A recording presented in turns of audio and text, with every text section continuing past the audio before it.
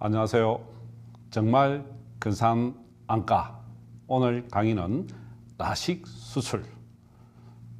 대한민국 학생들 그리고 청소년들과 대학생들 라식 수술에 가장 관심이 많습니다. 고등학교 때 안경을 썼는데 이제 대학 가서 라식 수술을 해서 안경을 벗자, 또 콘택트 렌즈를 벗자 하는 마음가짐은 안경을 낀 모든 사람들은 그렇게 다 생각을 하는데, 라식 수술이 안전할까? 어느 라식 수술이 더 안전할까? 라식 수술 내가 해도 될까? 많은 궁금증과 인터넷을 살펴보면서 어느 수술을 내가 받아도 될까? 그런 고민을 하면서 방학 때 안과를 방문하게 됩니다. 그 전에 어떤 라식 수술이 내한테 안전할까 하는 부분, 라식 수술에 대해서 모든 것을 오늘 이 시간 말씀드리도록 하겠습니다. 저는 1994년도부터 라식 수술을 해온 거의 30년 라식 수술을 해왔습니다. 대한민국 안과의 가장 초창기에 의과대학 교수할 때 대한민국 의과대학에서는 처음으로 교수로서는 라식 수술을 도입을 하였습니다. 그 당시에 많은 대학병원의 다른 각막 교수님들은 의과대학 교수가 라식 수술이 위험할지 모르는데 어떻게 대학에서 먼저 하느냐, 그런 질의를 받았습니다. 그때 저는 개원가에서 하고 있는데 대학의 교수들이 먼저 해서 안정성이 확립되는 걸 확인해 보아야 되지 않겠습니까? 그렇게 안과학회에서 제가 답변을 했는데, 그 이후에 서울에 있는 서울대, 연세대 모든 대학병원에서 라식 수술을 시도하게 되었고, 94년도 이후에 대부분의 의과대학 대학병원에서 안과에서 라식 수술을 하게 되면서 세계에서 가장 많은 근시 환자들이 많은 대한민국에 가장 안경을 많이 벗은 곳이 또 대한민국이기도 한데, 의과대학 교수로서는 각막 교수로서 제가 가장 먼저 선도적인 역할을 해왔습니다. 그래서 라식 수술 어떻게 보면 30년 역사를 가지고 있으면서 해왔는데요. 라식 수술의 모든 것, 실과 허, 어느 부분 말할 것인지 참고로 말씀드리면, 저는 제 가족들을 라식 수술을 다 해주었습니다. 가족들한테 무슨 라식 수술을 해줬느냐 물으면 강의에서 말씀을 드리겠는데, 정근 원장은 안경을 끼고 있는데 왜 안경을 벗지 않느냐고 또 반문을 하시는데, 저는 40대 이후에 라식 수술을 시작하면서 꼭 제가 해야 될 필요가 있을 것인가, 그리고 저는 근시가 있기 때문에 또 가까운 데는 안경을 벗고 잘 볼 수가 있거든요. 그런 분한테는 굳이 또 안 해도 되기도 하지만은, 또 라식 수술 자체의 약간의 위험성, 그리고 시력이 한두 칸 정도 떨어지는 위험성, 최고의 베스트 컬렉션, 최고의 시력에서 그런 초창기에 문제가 있었는데, 지금은 라식 수술의 많은 합병증들, 위험성들이 많이 제거되고 안정화되어 있고 보편적인 수술로 인식이 되고 있습니다. 1993년도, 4년도 대한민국에 라식 수술이 도입된 이후에 어떻게 보면 30년 동안 엄청난 발전이 이루어졌죠. 세계에서 안경 낀 사람이 가장 많은 곳이 어디입니까? 한국입니다. 일본, 중국, 그중에 한국이 제일 많은데, 그러면은 안경 낀 사람은 근시잖아요. 안경 낀 사람이 정상이냐, 안 낀 사람이 정상이냐? 안경 낀 사람이 비정상이죠. 그런데 대한민국 청소년들, 대학생들은 안경을 착용한 사람이 안경을 안 낀 사람보다 더 많습니다. 그래서 근시가 정상보다 더 많기 때문에 다수가 정상이라면 안경 낀 사람이 정상이라는 그런 농담도 있습니다. 오늘 이 시간은 라식 수술 어떻게 하면 안전하게 받을 수 있을 것인가 말씀드리도록 하겠습니다. 라식 수술은 한낮에 쬐는 태양빛 속에 운동을 할 때 안경을 끼면 얼마나 불편하죠. 땀을 흘리면서 안경이 흘러내리면서 땀 닦다가 운동을 할 수도 없는 것이 그런 사항들. 라식 수술을 하고 난 뒤에 가장 편한 것이 무엇이냐고 물었다면은 운동할 때 제일 좋다. 두 번째, 밤에 잠을 자고 아침에 일어날 때 안경을 안 찾아도 된다. 그런 말을 많이 듣습니다. 제가 라식 수술을 참 많이 했는데 그분들이 이제는 할머니까지는 아니더라도 이제는 자기 자녀들을 데려와서 라식 수술을 하거든요. 라식 수술을 초기에 시작을 해서 많은 사람들한테 안경을 벗게 해준 것이 참 잘했다는 생각이 그분들을 뵐 때, 자녀들을 보게 될 때 그런 느낌을 가지게 되면서 30년 동안 눈을 잘 쓰고 있다는 말을 들을 때 저는 항상 도리어 감사하죠. 그래서 라식 수술은 안전하게 하면은 안전하다. 결론은 그렇습니다. 그러면은 라식 수술은 어느 부위에 수술하는 것일까요? 눈의 각막입니다. 각막에 수술하는 거죠. 각막을 깎아주는 것입니다. 각막을 절삭. 각막을 깎는다.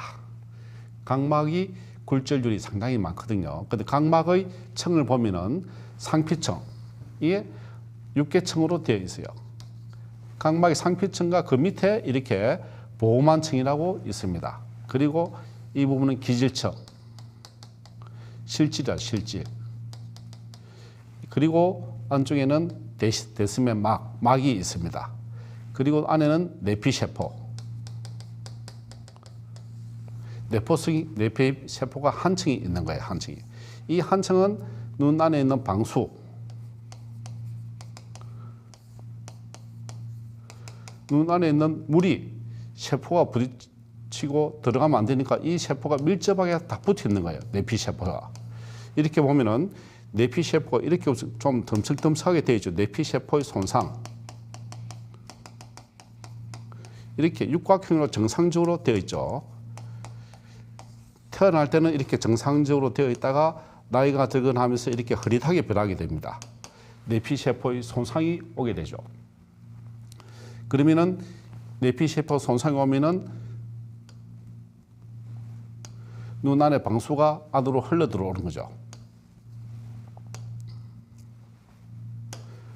흘러 들어오면은 안에 물이 차면은 부종이 생깁니다. 부종. 그래서 내피세포가 굉장히 중요하죠. 내피세포의 튼튼하게 되어 있어야 각막이 안전하죠. 각막의 두께는, 이 두께가 얼마일까? 각막의 두께는 이 가운데는 0.5mm, 1mm는 손톱 두께만큼 적죠. 그것이 반 정도다, 그죠? 주변으로 가면은 각막의 두께가 조금 더 두꺼워집니다. 그럼 지름은 얼마 될까요? 그냥 양쪽 아래로 수직이 그냥 1cm라 생각하시면 됩니다. 가로는 11.4, 가로가 조금 더 넓죠. 세로가 10.8, 평균적으로 거의 1cm의 크기가 각막의 크기다 생각하시면 됩니다. 그래서 라식 수술은 각막을 수술하는 부분이죠. 각막은 쉽게 말하면은 우리가 밖을 보게 될 때 창문이라 생각하시면 됩니다. 창문. 그 창문이 때가 묻으면 잘 안 보이잖아요. 각막 혼탁이 있으면 잘 안 보이게 됩니다. 그래서 각막을 깎아주면 그 부분을 통해서 근시의 굴절력이 줄어들면서 잘 보이게 되는 것이죠. 그래서 각막은 5개 층으로 구성되어져 있습니다. 그 각막의 기능은 첫째, 굴절력입니다. 밖에 물체가 들어올 때 눈의 까만 부분 앞에 흰 창, 투명한 창, 이 부분이 각막인데 이 각막에서 굴절들이 생기는 것이죠. 굴절력. 자, 그러면 이 부분이 투명한 조직이에요. 투명한 조직. 유리창과 같습니다. 유리창. 이 상이 물체가 들어오면은 굴절이 되면서 망막에 상이 맺어지게 되는 것이죠. 그죠? 이 굴절력이, 눈 전체의 굴절력이 60 디옵터라면 각막은 40 디옵터의 길이를 가지고 있는 거예요. 대부분 각막에서 굴절력이 있고 수정체에서 한 번 더 꺾이면서 상이 맺어지게 되는데 이 전체가 60이면 각막이 40 디옵터 정도로 가장 굴절력이 가장 큰 것이 각막입니다. 이 각막에 혼탁이 생기면 어떻게 될까요? 빛이 못 들어가죠. 정상적으로 상이 맺히질 않는다. 각막이 투명해야 잘 보이는 것이죠. 그래서 각막은 굴절력을 가지면서 물체의 상을 정확하게 맺어주는 눈이 가장 앞쪽이죠. 그런데 각막은 투명하죠. 그리고 다칠 수가 있죠. 각막. 눈에 돌이 튀어 들어오면 각막이 다치면은 각막 열상, 또 각막의 열상이 낫고 나면은 흉터가 생기죠. 혼탁. 그래서 각막 이식 수술이라는 것은 각막에 혼탁이 생겼을 때 각막만 갈아주는 거죠. 각막. 그죠? 각막. 각막도 굴절력이 있다. 그죠? 그래서 라식 수술은 어느 부위를 수술하느냐? 각막을 깎아주는 것이죠. 각막. 그죠? 그는 어떻게 각막을 깎을 수 있을 것인가 참 궁금해하면서 이 작은 각막을 어떻게 깎지 굉장히 미스테리한 일입니다. 근데 이 라식 수술은 1992년도 미국에서 시작하면서 우리 대한민국에 93년도 4년도 들어오면서 흐름도가 있습니다. 각막의 골절 부분 40디옵트를 엑시머 레이저로 절제를 하게 되는데 근시, 난시, 초기에는 원시는 수술이 잘 안 되었어요. 골절 이상을 치료하는 수술로서 각막의 수술이 초기에는 라섹 이걸 하니까 통증이 생기기도 하고 각막 혼탁이 생기기도 하고 아프기도 했어요. 그래서 아프지 않는 수술, 바로 즉시 시력이 나오는 수술, 라섹의 또 선풍적인 인기를 끄게 되면서 1990년대 후반, 2000년대 초반에는 라식으로 갔죠. 그러면서 그 부분에 라식이 뚜껑을 만들면서 또 문제가 생기니까 라섹과 라식의 장점인 에피라식이 나오게 되었어요. 에피라식.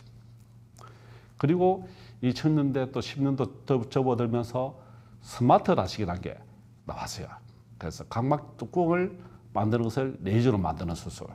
그리고 최근에는 투데이 라섹, 에피라식이라는 수술이 다시 복귀를 하게 됩니다. 그래서 그 흐름도가 흘러가면서 결국은 본래대로 돌아왔다.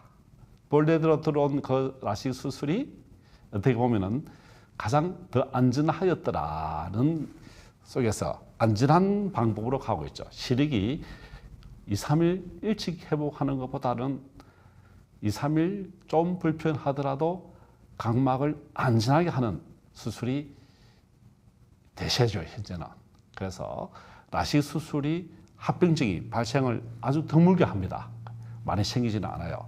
근데 정상적인 눈을 수술하는데 합병증이 100명 중에 1명, 1000명 중에 1명이 발생하더라도 굉장한 심각한 문제가 생기는 거예요.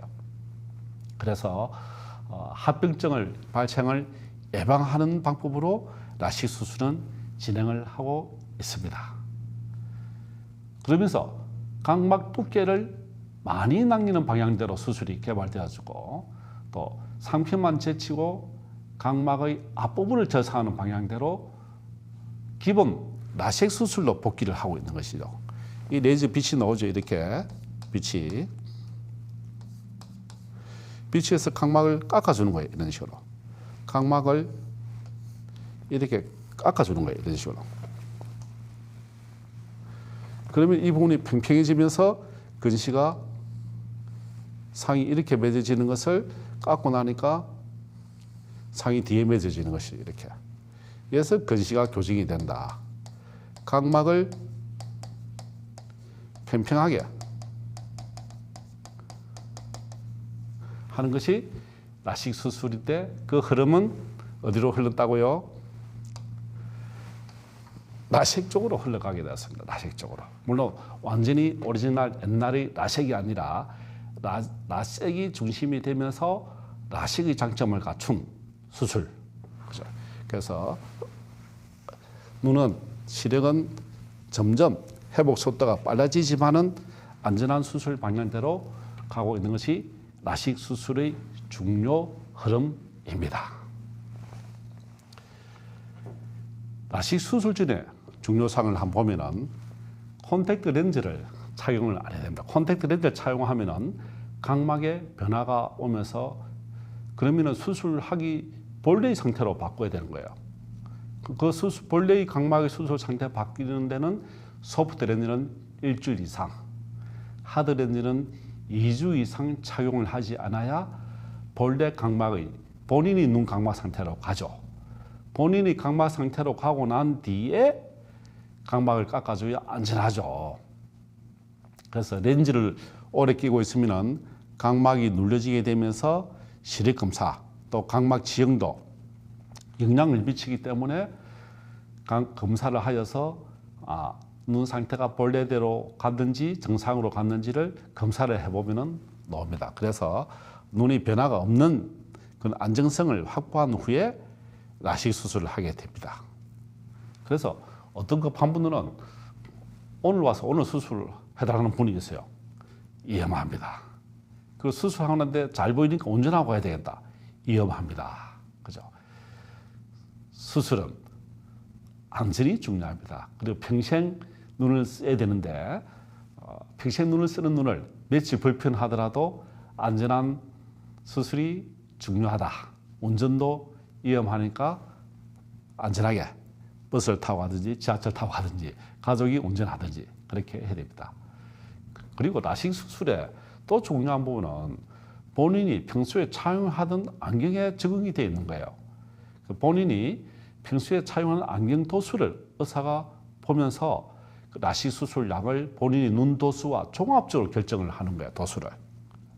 그래서 어떤 사람들은 본인이 자기 눈 도수보다는 좀 더 과도한 도수를 착용하고 있는 사람들이 있을 수 있고 또 낮은 도수를 끼고도 충분히 편한 분들이 있거든요. 그 안경의 도수와 그리고 본인이 가장 최선의 베스트 컬렉션, 최상의 시력이 나오는 안경 도수, 그리고 각막의 두께, 각막의 형태, 그리고 각막이 얼마나 남을 것인가 모든 것을 통합적으로 고려를 해서 안과 의사의 경험에 따라서 제일 중요한 것은 무엇일까요? 첫 번째로 안전입니다. 안전. 수술하고 난 뒤에 각막이 평생토록 그대로 유지할 수 있는 안전한 각막을 깎을 수 있을 것인가?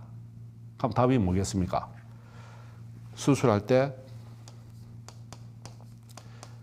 각막의 안전이 중요하다.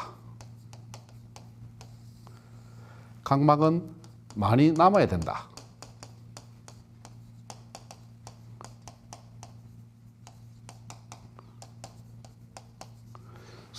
수술량이 많으면은 안 좋습니다.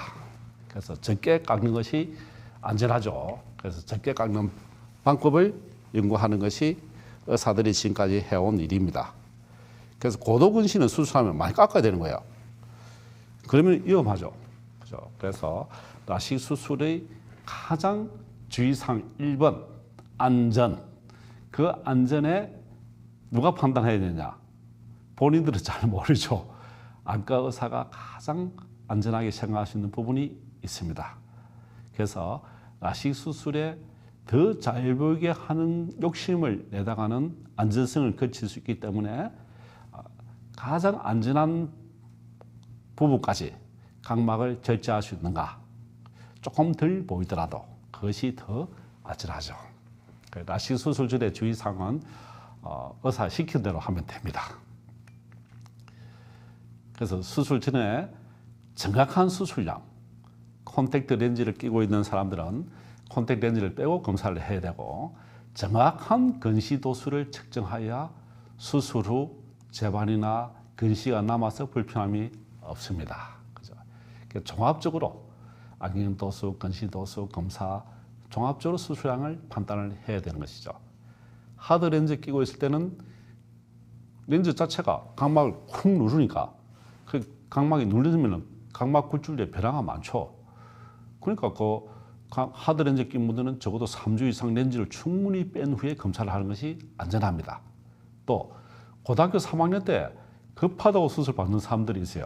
근데 고등학교 3학년 이후에도 눈이 나빠지는 사람들이 많죠. 그리고 저는 고등학교 3학년 졸업하고 대학 가서도 키가 계속 커서요. 그죠? 키 크면은 눈도 커집니다. 근시가 변하는 거예요. 그죠? 사춘기가 빠른 사람들은 중학교 때 사춘기가 멈추는 사람들은 그 이후로 눈이 잘 나빠지지 않는데 사춘기와 키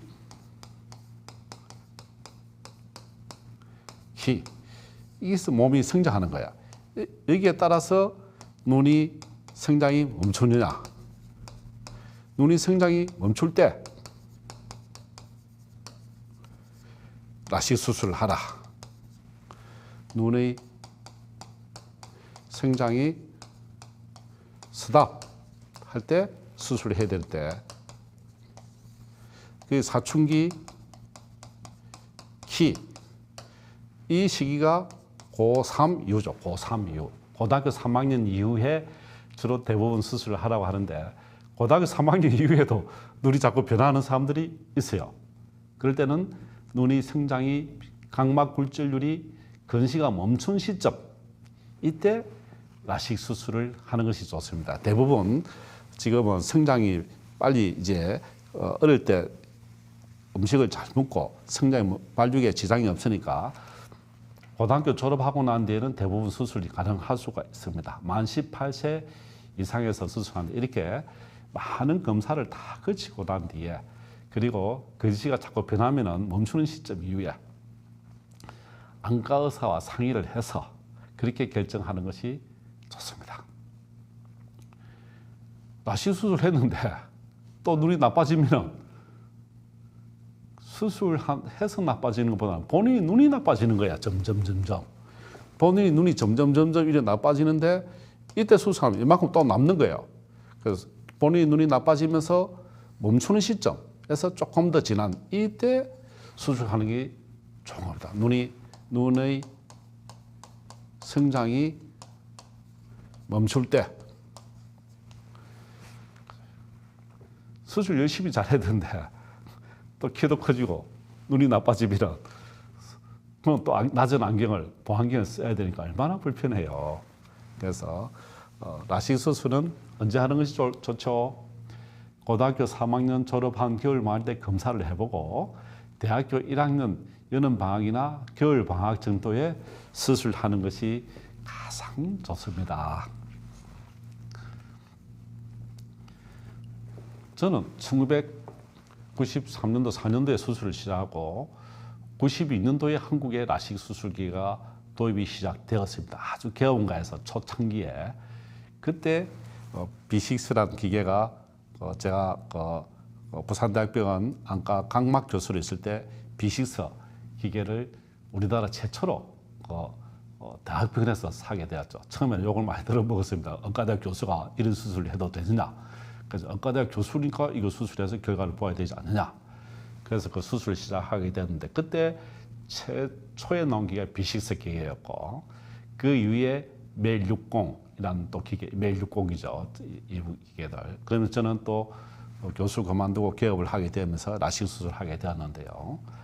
그래서 지금은 어떻게 보면 30년 지난 시점에 라식 수술이 많이 보편화되어 있었는데 초창기에서는 굉장히 수술이 줄기가 어려웠어요. 수술에 각막 뚜껑을 만들고 난 뒤에 절편이 날아가기도 하고 그럼 다시 붙여놓기도 하고 굉장히 가슴을 쓸어 다니는 그런 위험성이 있었지만은 그래도 각막을 증폭했으니까 안전하게 수술하였거든요. 그래서 이런 초창기의 안과 의사들의 헌신, 노력 그것으로 인해서 세계 최고의 안과 의사들이 대한민국에 다 있습니다. 그리고 대한민국 안과 의사들이 젓가락을 잡는 민족이 동그란 쇠젓가락을 마음대로 할 수 있는 사람은 대한민국 의사들밖에 없습니다. 안과 의사들은 이 손가락 기술이 좋아야 되는 거예요. 손가락이. 그 손가락 기술로 수술을 다 합니다. 손으로 하는 것이 아니라 손가락으로. 그래서 세계 최고의 백내장 수술 의사들은 대한민국에 다 모여 있고요. 미국에도 중국, 일본, 한국 의사들이 미국에서도 수술을 제일 잘해요. 라식 수술도 한국 의사들이 제일 잘합니다. 그래서 최초의 라식 수술 기계는 미국에서 만들었지만은 가장 보편화시킨 것은 또 대한민국 안과 의사들 덜이었습니다. 그럼 라식 수술은 부작용이 없었을까요? 수술했는데 원장님 또 눈이 나빠졌어요. 그죠? 근시대행, 재발이라 하죠. 그래서 절삭된 각막면이 초창기에는 수술면이 깨끗하지 못했어요. 수술한 면이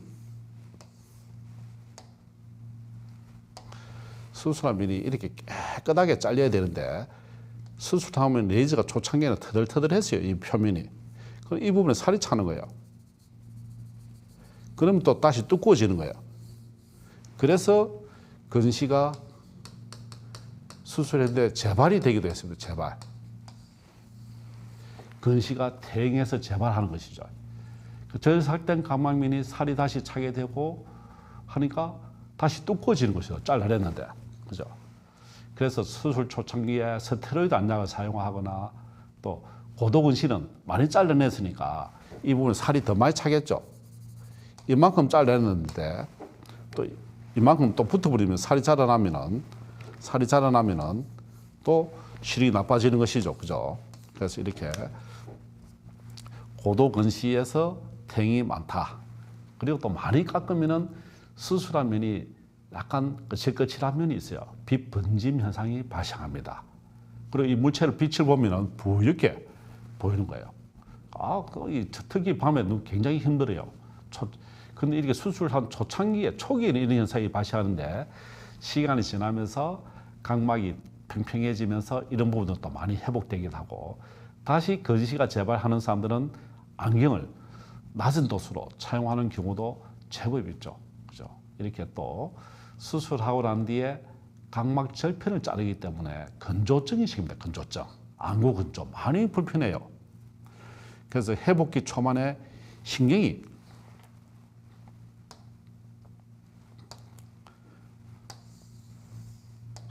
각막을 이렇게 절단이 되어버린 거예요. 절단이. 이렇게 보면은 각막이 절단이 되어버리니까 신경이 잠시 끊기는 거예요. 신경이 절단돼 버리니까 신경이 잘리니까 감각이 떨어지. 감각이. 그래서 눈의 감각 인지도가 떨어지니까 눈물 생산이 안 되면서 건조증이 생깁니다. 라식 수술의 제일 불편한 점은 건조증이에요. 또 건조증. 회복기 초반에 신경이 절제되면서 건조증이 발생하는데 대부분 안약을 넣고 하면은 6개월, 1년 뒤에 정상적으로 돌아옵니다. 그리고 상피가 수술에서 잘랐는데 이 상피가 있거든요. 이 안으로 파고 들어와요. 상피가. 이렇게. 우리 피부에 상처가 나면은 피부가 다시 자라잖아요. 이 피부가 껍질 안으로 살 속으로 파고 들어가는 게 뚜껑, 각막 뚜껑 밑으로. 초창기에 이런 문제들이 많았어요. 지금은 수술한 부위가 워낙 깨끗해지니까 안으로 자라 들어가는 현상도 줄었지만은 그래도 있습니다.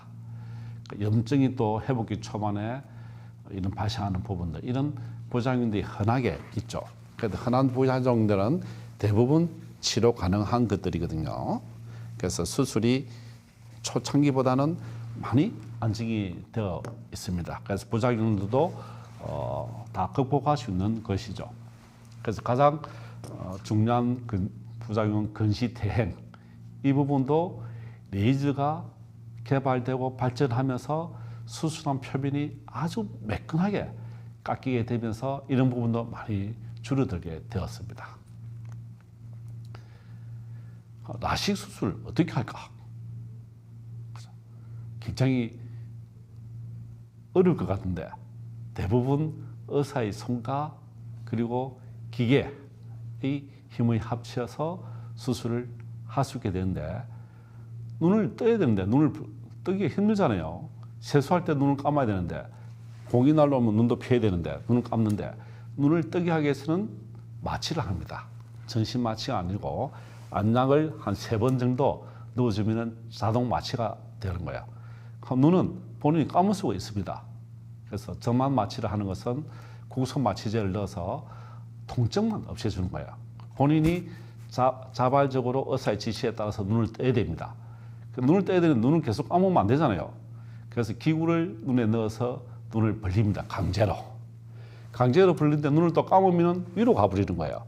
그래서 수술할 때는 주시점을 꼭 보도록 양쪽 눈을 다 뜨라고 합니다. 그럼 그 표적을 타깃을 주시하게 되면은 초점을 계속 주시해서 눈을 고정을 시켜야 되는 거예요. 그 눈을 고정하는데 겁이 많은 사람들은 눈을 뺑뺑 돕니다. 그냥 이 겁이 많아서. 그죠? 그래서 그 초창기에는 그런 주시점을 찾아가는 기계가 없었는데 그 이후로 눈을 움직일 때마다 기계가 따라가서 트래커가 따라서 쏴주는 거예요. 이게 쏘면 눈은 이리 가 있으면 안 되잖아요. 이리 가면 눈도 레이저도 다시 같이 따라가서 쏴줍니다. 이렇게. 그래서 이런 레이저가 추적 장치에 있어서 따라가 준다. 그리고 눈 주변을 또 물론 소독을 하고 각막 기지를 얇게 벗겨서 절편을 만들고 수술하게 되죠. 절편을 들어 올리는데 레이저가 쏘는 거예요. 초기에는 불꽃이 탁탁 튀었어요. 지금은 탁탁 소리 잘 안 납니다. 거의 표시 없이 그냥 조용하게 각막 안에 내부를 근시도수만큼 깎아주죠. 그 환자들은 누워 있으면서 계속 표적을 잘 주시를 해야 됩니다. 그 다음에 각막 절편을 다시 원위치로 올리는 것이죠. 라식은 각막 절편이 있으면 각막 절편을 옆으로 이렇게 제쳐놓고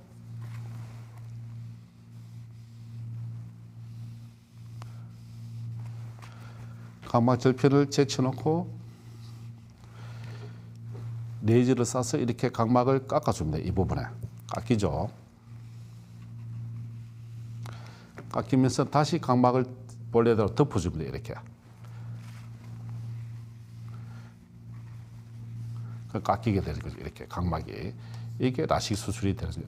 본래는 이렇게 깎이는 것을 평평하게 만들어주면서 각막이 평평해지면서 근시 굴절률이 줄어들면서 도수가 교정이 되는 것이죠. 그것이 라식의 기본 논리죠. 자, 라식 수술 방법은 간단하죠.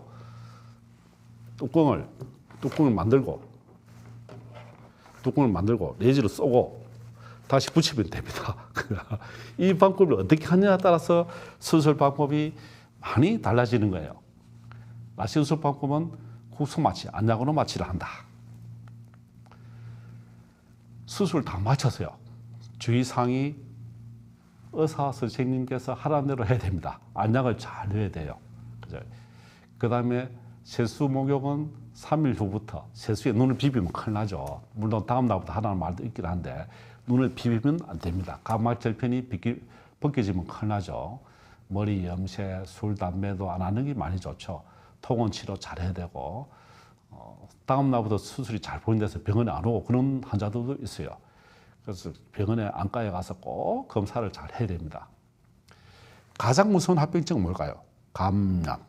세균이 들어오면 큰일 납니다. 각막이 세균 감염이 오면 골마버리는 거예요. 각막 궤양, 각막염이 생깁니다. 그래서 눈은 절대로 더러운 손으로 눈을 만지면 안 됩니다. 눈에 손을 안 대는 것이 가장 좋아요. 그래서 라식 수술 관계없이 눈은 손으로 눈을 대지 말자. 눈도 비비는 것도 안 좋아요. 그래서 눈이 아유 가려운데 가면 어떡하느냐. 안약을 넣으면 됩니다. 안약을 넣어도 가렵다 하면은 냉장고에 넣어서 좀 차갑게 해서 안약을 넣으면 또 시원해져요. 그래도 가렵다 하면은 알레르기 안약을 넣으면 됩니다. 눈의 건강을 지키는데 가장 중요한 요소는 손을 눈에 비비지 말자. 그죠? 안경 낀 사람들이 제일 편하겠죠. 눈에 마음대로 못 대니까. 그죠? 수술 후 주의사항은 절대로 안약을 잘 넣으면서 안과에 와서 검사를 정기적으로 하는 것이 안전합니다. 수술 성공 가능성 시력 여부. 라식 수술은 시력이 대부분 좋다고 보시면 됩니다. 실패율은 거의 없다고 보시면 되죠. 본래 안경 끼고 보는 시력을 정상 시력이라 하거든요. 그래서 안경 낀 것만큼 보게 하는 것이 목표인데 그거보다 떨어지면 안 되죠. 그래서 수술은 시선이 수술할 때 눈 움직이지 않고 딱 지켜보는 거. 물론 트래커가 따라가서 눈이 움직이더라도 레이저가 쏘지만은 이렇게 탁 쏘지만은 그래도 움직이지 않아야 정확하게 쏘는 거예요. 옆으로 움직이면 비스듬하게 사선으로 깎이는 거 안 좋죠. 그래서 수술할 때 눈을 움직이지 않는 것이 좋다. 수술 전날 불빛을 쳐다보고 눈을 고정하는 연습을 하면 더 좋습니다. 성공률은 높다고 보시면 당연하죠. 시력은 최소 0.8 이상은 대부분 보게 됩니다. 1.0 목표로 다 보게 되죠. 근시가 아주 심할 때는 나한실이 조금 떨어질 수 있는데 근시가 심한 환자들이 만족도가 사실은 더 높아요. 근시가 심하면 안경을 뚜껑을 끼잖아요. 안경 뚜껑을 껴도 잘 안 보이는 거예요. 그거보다는 더 잘 보일 수가 있죠, 사실은. 그래서 근시가 심한 사람들이 예상외로 더 만족도가 높죠. 그래서 각 환자들마다 수술 후 시력 예측이 사실은 약간씩은 차이 납니다. 그리고 점만 마취를 해서 통증을 감소하는데 대부분 시력표를 1.0까지 대부분 다 읽죠. 수술하고 난 뒤에. 그래도 어느 정도 시간이 지나면 또 대부분 잘 보여요. 그래서 수술하고 난 뒤에 당장 1.0, 1.2 도수리 눈치는 보여야 된다. 그런 생각보다는 천천히 회복하는 분들이 어떻게 보면은 또 더 좋을 수가 있습니다. 근시 퇴행이 늦거든요. 그런 분들은. 그러면은 라섹을 할까, 라식을 할까, 스마일 라식을 할까. 인터넷을 살펴보면 온갖 수술이 다 있고 그 수술마다 또 온갖 이름이 다 있어서 일반인들은 보면은 무슨 수술인지 잘 몰라요. 그냥 친구가 이거 했다 하니까 따라하고 누가 가니까 따라하고 그런 거예요. 정확하게 알고 가는 것이 좋습니다. 그래서 광고에 희롱돼서 광고에 따라서 하면은 또 물론 안전하지만은 위험성이 또 완전히 배제하지를 못하죠. 그래서 크게 라섹과 라식과 스마일 라식 세 가지로 구분을 해왔습니다. 지금까지. 라섹은 각막 상피를 이렇게 제거를 하죠. 제거를 하는데 특별한 방법에 따라서 수술 방법이 또 달라지는 거예요. 상피, 껍질을 벗기는 거예요. 라식은 상피와 실질 부위를 이렇게 뚜껑을 통째로 만드는 거예요. 라식. 스마일 라식은 기계로 뚜껑을 만들면서 내부 안의 부분만 잘라냅니다. 그래서 이 세 가지의 라섹과 라식과 스마일 라식의 장단점을 세 가지를 분석해 드리겠습니다.